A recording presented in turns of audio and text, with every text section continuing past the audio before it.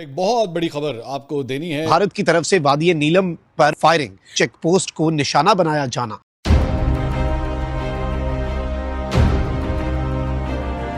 अब जंग होगी, जंग बहुत बड़ी होगी। ये जी चलियाना मशीन लगी हुई थी, ये इंडियन फायरन की वजह से ये एक बंदा जख्मी हो गया है। बंद करो पर मार क्या था लगी कुछ है।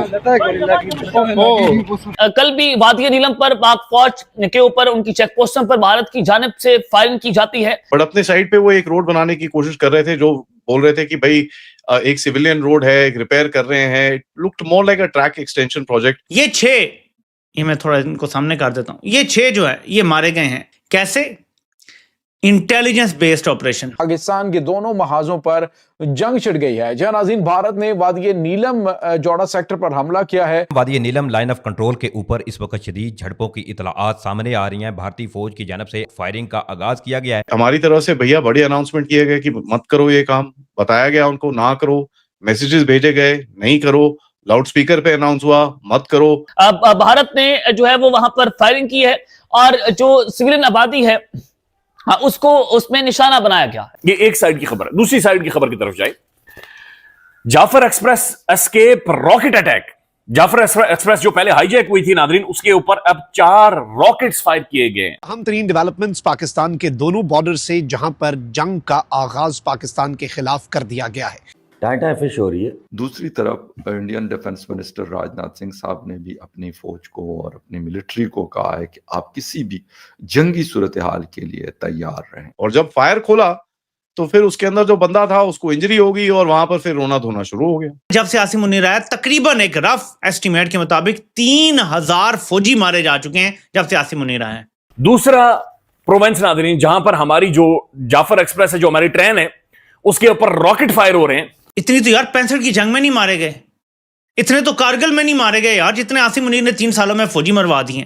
हमारे अपने यहाँ क्या हो रहा है, आप जानते ही हैं कि अफगानिस्तान ने जिस तरह से पाकिस्तान को धमकियां दे रखी हैं कि अगर काबुल में कुछ हुआ तो जी वो इस्लामाबाद तक अटैक कर देंगे या पाकिस्तान में अटैक कर देंगे। इस्लामाबाद तो खैर उनसे काफी डिस्टेंस पर है, लेकिन फिर भी आ तो सकते ही हैं। दूसरी तरफ 2 फ्रंट वार का महाज किस तरह से गर्म हो चुका है और एक जानिब जहां भारत मुख्तलिफ किस्म के महाज खोलता हुआ नजर आ रहा है और दूसरी तरफ अफगानिस्तान बॉर्डर पर क्या सूरत हाल है। 4 दिन पहले भी वादी लीपा में फायरिंग हुई, लेकिन वो पोस्ट टू पोस्ट फायरिंग। हमें किसी तरफ से मार लग गई, खुदा ना खास्ता, मैं कहती हूँ ना हो। अफगानिस्तान के साथ तो आपकी तीनों पीस स्टॉक जो है वो फेल हो चुकी है, तो वहां पे अगर जरूरत पड़ी तो फिर क्या करेंगे।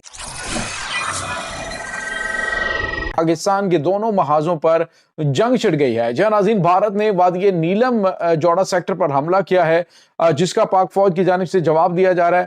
नाज़रीन इस वक्त सिचुएशन जो है वो बड़ी अजीबोगरीब हो चुकी है, बल्कि यूं कह लीजिए कि इस हद तक मामलात हाई अलर्ट हो चुके हैं कि पाकिस्तान जो है और भारत दोनों के दरमियान एक बड़ी खौफनाक जंग जो है वो शुरू होने का तबल बज चुका है।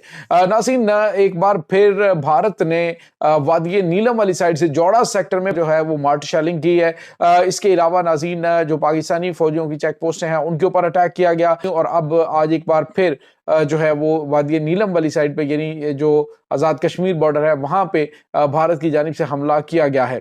बताया जा रहा है कि चेक पोस्टें हैं वो मुकम्मल तौर पे वहां पे खामोशी छाई हुई है। कुछ हुआ है जहां पर ये कोई रोड बनाने की कोशिश कर रहे थे जीरो लाइन के ऊपर। जीरो लाइन तो खैर उस जगह के अंदर जो नीलम रिवर जाती है, that basically forms the LOC. थोड़ा सा इधर उधर कई जगहों पे है, बट अपने साइड पे वो एक रोड बनाने की कोशिश कर रहे थे, जो बोल रहे थे कि भाई एक सिविलियन रोड है, एक रिपेयर कर रहे हैं। Looked more like a track extension project, जो पाकिस्तान का पुराना एक पोस्ट था 2019 में जिसको फोड़ा था, उस तरफ ये दोबारा थोड़ा सा हाइट पे है वो, so it has a little bit of a strategic advantage. तो ये वहां पर एक दोबारा ट्रैक बनाने की कोशिश कर रहे थे।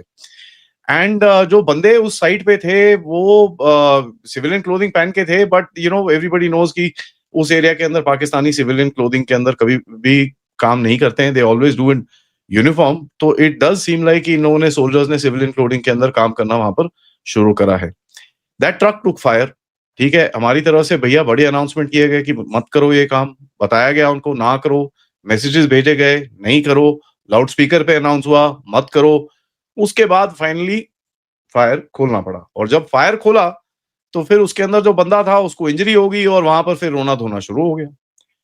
इंडियन यूनिट्स ने पूरे स्टैंडर्ड्स फॉलो करे कि भाई साहब ये सब इट इज नॉट एक्सेप्टेबल, आप करोगे तो वाट लगेगी आपकी।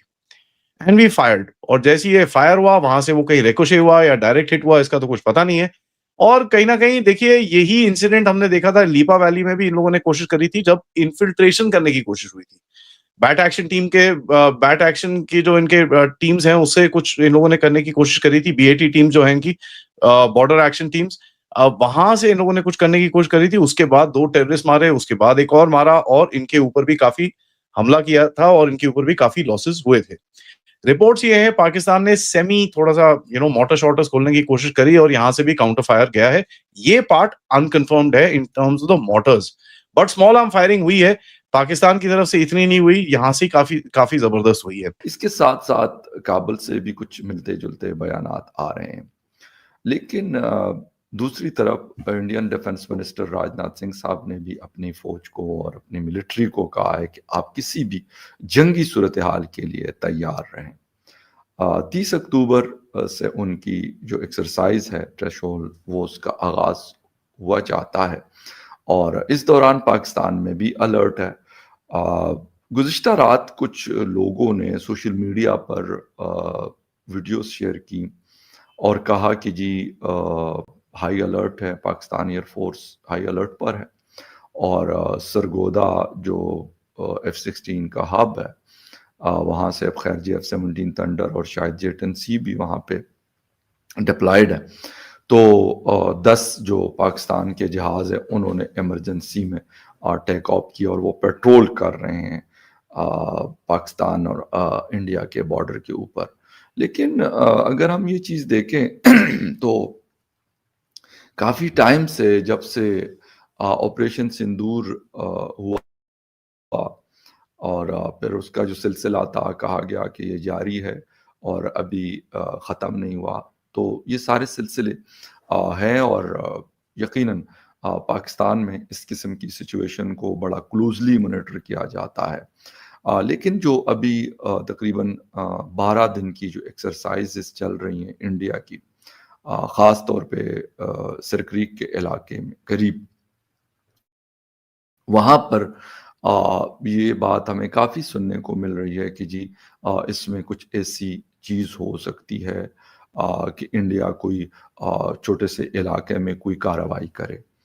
बट द थिंग इज कि वाकई ऐसा हो सकता है, क्योंकि एक्सरसाइज है फुल फ्लैज, एक बहुत बड़ी लेवल की एक्सरसाइजेस हो रही हैं इंडिया में, तो इसलिए पाकिस्तान में और कुछ ऐसी अनयूजुअल चीज़ें भी हो रही हैं